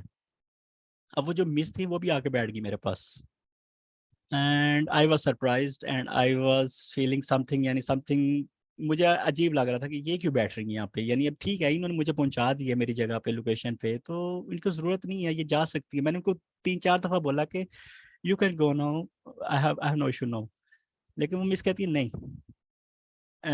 मैं आपको रूम तक छोड़ के आऊँगी। मुझे लग रहा था कि शायद वो मुझसे पैसे मांगेगी आपके, मैंने आपकी हेल्प की है तो क्योंकि वो एक इंटरनेशनल सिटी थी ग्वांगजू की, तो वहाँ पे ये बिजनेस है बड़ा कि वहाँ पे टूरिज्म वगैरह बहुत ज़्यादा है। तो मुझे लगा कि शायद समथिंग, कुछ स्पाइंग समथिंग इस किस्म का, तो स्पेशली तुर्की में ये चीज़ें आम है, इसमें इस्तांबुल में एनीहो। तो मिस अब वो ये 15-20 मिनट वो बैठी रही वहाँ पे मेरे साथ ही, बस वैसे ही पूछने, यानी मैंने उनसे पूछना शुरू कर दिया, उन्होंने मुझसे पूछना शुरू कर दिया क्या हाल है, क्या करते हो, क्या क्या ढूंढ रहे हो, क्या कर रहे हो। तो उन्होंने अपना बताना शुरू कर दिया कि मैं इधर कंपनी में जॉब करती हूँ और इस किस्म का बिजनेस है। वो मोबाइल्स की ना एसेसरीज का उनका था, कोई सप्लाई चेन थी उनकी, तो वो उसमें जॉब करती थी। बहरहाल उन्होंने अब थोड़ी देर बाद जब टाइम हुआ, वो ऊपर रूम शूम क्लीन हो गया, तो वो अब जो रिसेप्शनिस्ट थी वो मुझे कहती है आ जाएं। तो मिस ने कहा जी आपको बुला रही है जी चलें। तो मैंने कहा ठीक है, मैंने कहा ठीक है आप जा सकती हैं। कहती नहीं मैं आपको रूम तक छोड़ूंगी। मैं कहा ओके। अब वो ऊपर आई बिलीव मेरा कोई था 13th फ्लोर था शायद, तो ऊपर गए हैं, मेरा रूम उन्होंने ओपन किया, मैंने बैग शैग अपना सारा रखा, और वो उस मिस ने वो मेरे रूम के अंदर नहीं आई, उन्होंने दरवाजे पे खड़े होके वो यहाँ से मुझे उनकी ना हम्बलनेस का वो फील हुआ कि they are very kind people. और ये मैंने किसी से सुना भी था कि चाइनीज फीमेल जो है ना, वो हम पाकिस्तानी बात करते हैं ना कि हमारी फीमेल्स ऐसे हैं कि डेडिकेटेड होती हैं अपने हस्बैंड के साथ, या डेडिकेटेड होती हैं अपने पेरेंट्स के साथ, क्योंकि हमारे मज़हब का हिस्सा भी है, रिस्पेक्ट होती है। बाय गॉड चाइना की जो फीमेल्स थी ना, वो भी उसी लेवल पे थी। उन्होंने दरवाजे पे खड़े होके झुक कर मुझे बाय बोला, और उन्होंने बोला कि if you need anything any time you just call मी। मैं शॉक हो गया कि यार इतनी, यानी वो इतनी मेहरबानी उनकी कि वो मुझे छोड़ आई और वो आगे से मुझे फिर कह रही हैं कि आगे मैंने 3-4 दिन वहां पे रहना था, तो कहती थी सिर्फ मुझे ना 2 बजे के दौरान कॉल मत करना, सुबह से लेकर दोपहर 2 बजे तक कॉल ना करना, मेरा ड्यूटी आवर्स होता है, ऑफिस में होती हूँ, उसके बाद anything you need just call me, और whatever I can do I will do for you. तो मैं बड़ा सरप्राइज हुआ कि यार इतनी काइंडनेस कि वो रूम तक छोड़ने आ रही है और आगे से कह रही तुम्हें कोई टेंशन हो, कोई मसला हो, तुम मुझे कॉल कर लेना बस। तो मैं बस, यानी ये मेरा एक एक्सपीरियंस वहाँ पे हुआ था, और मुझे किसी ने बोला था कि ऐसे लोग हैं वहाँ पे, और वो मेरे साथ हुआ भी फिर वैसा, कि वो इतनी हम्बलनेस उनकी है कि वो आपको केयर करते हैं आपकी। और फिर नेक्स्ट डे उनका फ़ोन आता है मुझे कि एवरीथिंग इज़ ऑल राइट, कोई मसला मसाइल तो नहीं हुआ। मैंने कहा जी नहीं अल्हम्दुलिल्लाह मैं ठीक हूँ, आई एम फाइन। तो बस ये, और फिर उसने मुझे अपना नंबर दे दिया था कि भाई जब जब कभी ज़रूरत हो, इवन पाकिस्तान भी जाओ वहाँ से भी तुम्हें कभी भी ज़रूरत हो तो you can call me, no issue. तो ये एक स्टोरी थी चाइना की मेरी, जो मुझे याद आ गई थी। सो गए हो?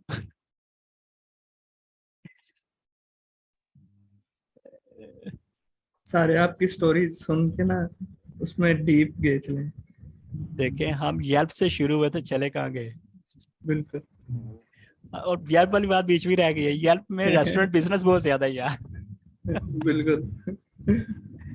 तो येल्प की जो रेस्टोरेंट की वेबसाइट है नहीं दानिश बनी में है। चाइना के हवाले से ये कि एक मेरा कजन है इसमें पीआईए में ना, कैप्टन है 747 पे, जी तो उसका आना जाना रहता है उधर ना। तो राइट। वो बिजीएस्ट एयरपोर्ट के हवाले से बात कर रहा था, तो कहता है कि मैंने टेक ऑफ करना था तो मैं क्यू में जो है टैक्सी किया, हाँ तो नंबर 36 था मेरा ओके, वहां पे, यानी कि ये ऐसे कि ही है, सेकंड्स में वो टेक ऑफ थे और ऐसे ही मेरा है, नंबर 36 था। तो एग्जैक्टली। मैंने कहा तुम्हारी अपनी कार होती तो तुमने इंजन बंद कर देना था, यानी कि 36 में आपका जहाँ जाके क्यों नंबर लगा हुआ, आना है, बिल्कुल बिल्कुल। क्यू में और लगा होता तो तुमने अपना बंद कर देना। चाइना के यानी इतनी एयरपोर्ट, वहां पे वो बिल्कुल है। बिल्कुल। अब एयरपोर्ट की वहाँ पे मुझे याद आ गया, आपने एयरपोर्ट का नाम लिया है, तो बाय गॉड एयरपोर्ट उनके इतने इतने बड़े एयरपोर्ट, यानी जिस एयरपोर्ट में मैं गया था वो तो खैर बहुत ही बड़ा था, वो इतना बड़ा एयरपोर्ट था कि आपने ये खजूर के दरख्त देखे हुए हैं ना, काफी हाइट में होते हैं खजूर के दरख्त, हाइट में होना। जी जी। जो एक तो होते हैं ना छोटे साइज के, वो उनकी यानी वो है उसमें किस्में हैं, एक छोटे साइज वाले होते हैं, एक बड़े साइज वाले होते हैं जो बहुत हाइट में जाते हैं। वो दरख्त उस बिल्कुल। एयरपोर्ट के अंदर लगे हुए थे, बेशुमार लगे हुए थे, और उससे भी छत जो है ना उससे कोई 3 गुना ऊंची थी उस एयरपोर्ट की। इतने बड़े बड़े, इतना बड़ा एयरपोर्ट था वो। तो बस वो भी एक लाइफ वहाँ पे। खैर एयरपोर्ट से मुझे एक और वो जर्मनी का एयरपोर्ट याद आ गया, वो भी बड़ा कमाल का एयरपोर्ट था। अच्छा मुझे ना पहली दफा पता लगा था एयरपोर्ट पे सो भी सकते हैं, वहाँ पे बेड बने होते हैं सोने के लिए। अगर आपका कोई टाइम बीच में ज्यादा आ गया ना कि फ्लाइट डिस्टेंस बहुत ज्यादा है बीच में, तो जी वहाँ पे जी। उन्होंने बकायदा स्पेशली वो बेड बने हुए हैं सोने के लिए। और मुझे जर्मनी में पहली दफा पता लगा था कि अच्छा एयरपोर्ट पे सो भी सकते हैं आप लोग। वहाँ पे लॉकर्स मिलते हैं, आप अपना सामान लॉकर्स में रखें, पॉकेट में अपनी की डालें, और बेड पे जाके 5-6 घंटे आराम से सोएं। जब आपकी वो फ्लाइट टाइम आएगा, आपने अलार्म शराम लगाया हुआ, तो आप उठ के तो अगली फ्लाइट पे निकल जाना। बिल्कुल इसी तरह ही है, खास तौर पे जर्मनी और उसके अलावा भी मेरा ख्याल है कि काफी जगहों पे अब अवेलेबल है ये आपका सारा हाँ जो अब तो है। अब बिल्कुल अब तो वो जब पता लगा, अब तो ये मेरे ख्याल से इधर दुबई के एयरपोर्ट में भी बेशुमार है ये, दुबई में भी। जी, वहाँ दुबई पे तो में। बहुत ज्यादा लगे हुए हैं।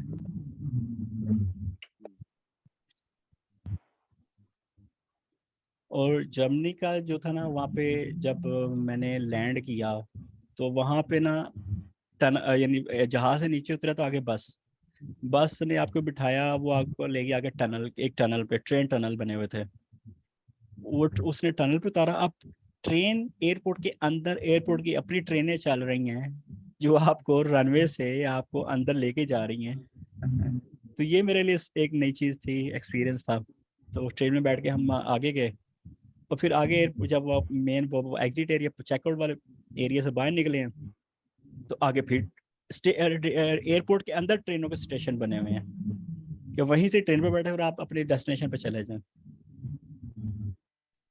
जोब वाले एयरपोर्ट से आपको खुद ही सारा कुछ करना पड़ता है। बिल्कुल। एक दफ़ा मेरे साथ बड़ा एक मज़ेदार केस हुआ यही टैक्सी के वाले से। मैं पेरिस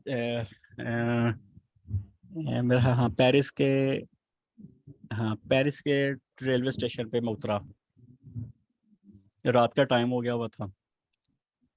तो बींगा पाकिस्तानी कि असी सब तो पहले बाहर निकलना है, बस वो दिमाग में था थोड़ा सा। तो वहाँ पे ना स्टेशन से बाहर निकलते हैं ना, रेलवे स्टेशन से आप बाहर निकले ना, तो वहाँ पे ना लाइनें लग, जिन बंदों की जिनके अपनी कन्वेंस नहीं ना है, वो लाइन में आके खड़े हो जाते हैं वहाँ पे, ठीक है। और वो टैक्सी का वेट करते हैं, और टैक्सी वो जहाँ पे वो पॉइंट बना होता है ना टैक्सी का, कि जहाँ से उसने बंदे को पिक करना होता है, वहां से लेके पीछे लंबी लाइन लग जाती है, और वो 1 बाय 1 बंदा जा रहा होता है क्यू में, और एक एक करके टैक्सी आ रही होती है। जो सी टैक्सी आ गई और आगे से जिसका वो क्यू में बंदा सामने खड़ा हुआ, उस टैक्सी में बैठता था, निकल जाता था। अब मैंने देखा यहाँ पे इतनी लंबी लाइन लगी हुई है, तो मैं स्टेशन से बाहर निकल के, रेलवे स्टेशन की बात बता रहा हूँ, ये एयरपोर्ट का स्टेशन नहीं था, तो मैं स्टेशन से बाहर निकल गया। मैं जाके रोड पे आगे जाके मुझे एक बस स्टॉप नजर आया, मैं बस स्टॉप पे जाके खड़ा हो गया। मैं क्या बस स्टॉप पे तो कोई ना कोई टैक्सी आ ही जाएगी। मैं बड़े मजे से जाके खड़ा हो गया। मैं कोई 15-20 मिनट, आधा बल्कि घंटा खड़ा रहा वहां पे, और कोई टैक्सी ही नहीं आई। और मैं सरप्राइज, मैं कि यार ये क्या स्टोरी है। तब मुझे फील हुआ कि मैं मेरे साथ कुछ उल्टा हो रहा है, समथिंग उल्टा हो गया है। रॉन्ग, मैं राइट प्लेस पे नहीं खड़ा। तो अब मेरे साथ जो उस ट्रेन में सफ़र करके जो मेरे साथ पैसेंजर आया था, वो मुझे देख रहा था बड़ी देर से कि ये उधर जाके क्यों खड़ा हुआ है अलहदा से, यानी क्योंकि नजर आ रहा था दूर से कि वो बंदा वहां पे क्यों खड़ा हुआ जाके। खैर उसने मुझे थोड़ा सा इशारा किया कि इधर आके खड़े हो, वहां से कुछ नहीं मिलना। मैं वापस बैग लेके उस जगह पे जाके बिल्कुल लास्ट में मैं खड़ा हो गया।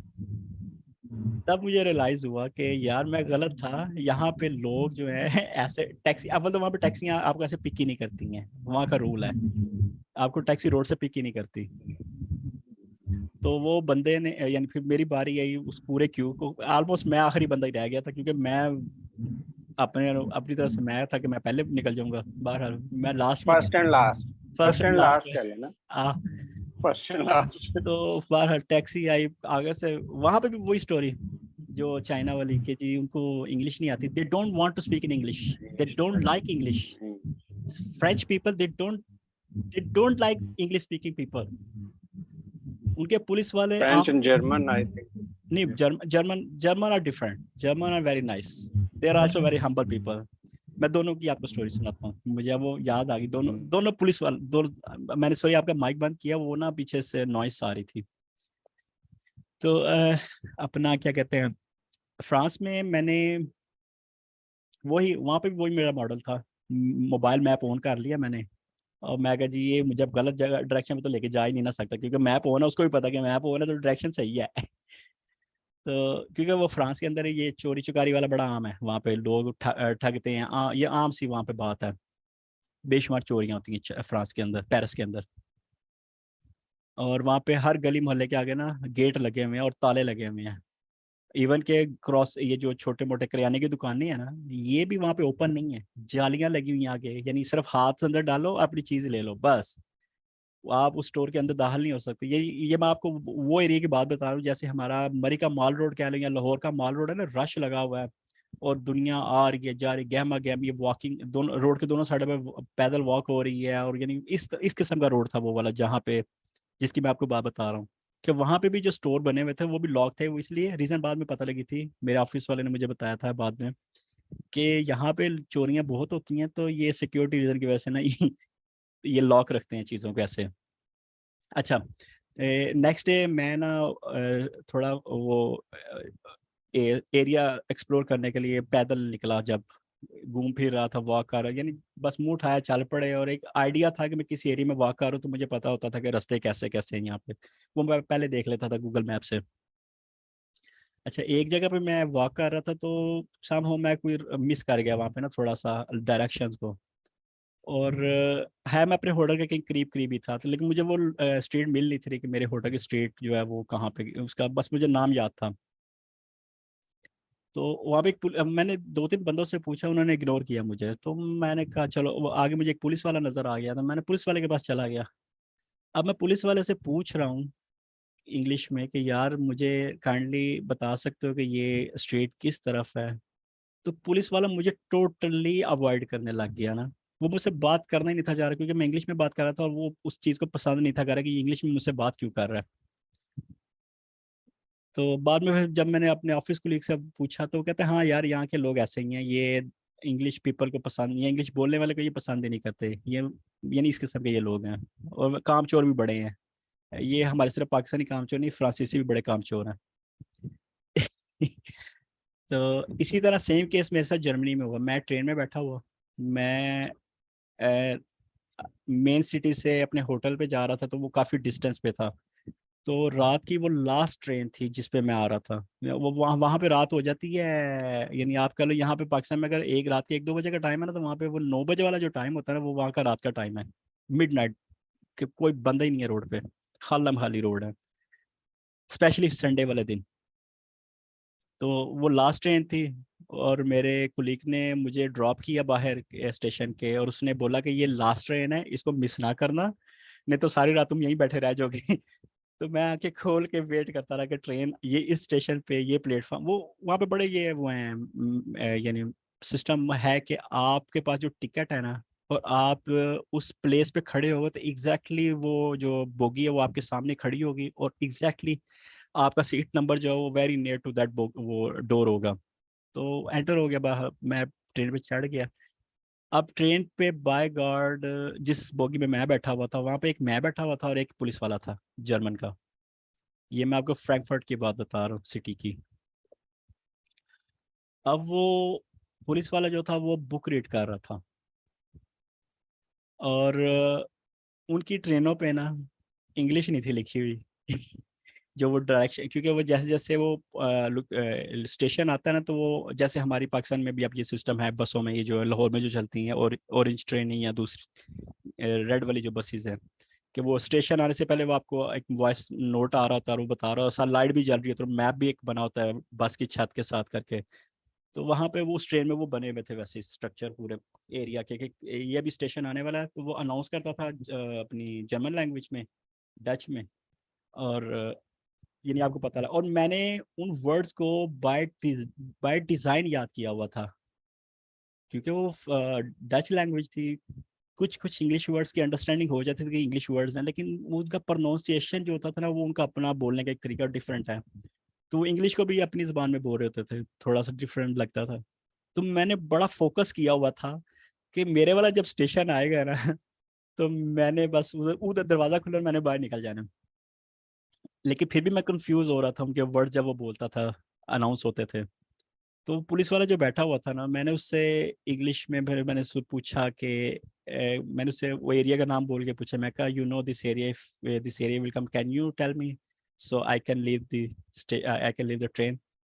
उसने बुक बंद की, वो टोटली मूव होकर उसने मेरी तरफ देखा, पूरी अपनी डायरेक्शन चेंज की। ये मैं अपनी ऑब्जर्वेशंस बता रहा हूँ कि मैं उसको नोट कर रहा था इन चीज़ों को, कि उसने बुक रीड करते हुए बुक को बंद किया। एक तरफ वो फ्रेंच था जिसने वो बस इग्नोर किया, और दूसरा ये जर्मनी था, जर्मन का पुलिस वाला। उसने बुक बंद करके मेरी तरफ पूरी तरह मुड़ा, और पूरे ध्यान से उसने मुझसे फिर पूछा कि अच्छा, मैं आपको एग्जैक्टली एक स्टेशन पहले से ही बता दूंगा, फिर जब आपका वो स्टेशन आएगा फिर मैं आपको बताऊंगा, तो आप उतर जाना। तो आई वॉज शॉक्ड अगेन के वो लोग भी इतने हम्बल हैं जर्मन के। क्योंकि उसके बाद भी जब मैं वहाँ पे स्ट्रीट वॉक भी करता था, तो मेरा एक्सपीरियंस जर्मनी में अच्छा हुआ था। They are very nice people. तो उसने यानी ये किया था। और फिर एक हाँ, एक और स्टोरी के साथ आ गई उसी वॉक में। एक और चीज़ आ गई मेरे जहन में कि मैं जब स्टेशन से बाहर निकला हूँ, रात का टाइम था, ज़ाहिर है वहाँ पे स्ट्रीट लाइट वैसे ही मध्यम होती हैं, वो हाई बीम स्ट्रीट लाइट्स वहाँ पे नहीं चलती हैं। मोस्टली यूरोप की सिटीज़ में मैंने देखा नहीं चलती। वो यानी वो इलेक्ट्रिसिटी सेव करते हैं बेसिकली। उनका पर्पज़ ये है कि रात को लाइटें कम चलाई जाएं ताकि इलेक्ट्रिसिटी सेव की जाए, बिला वजह की लाइटें ना जलें।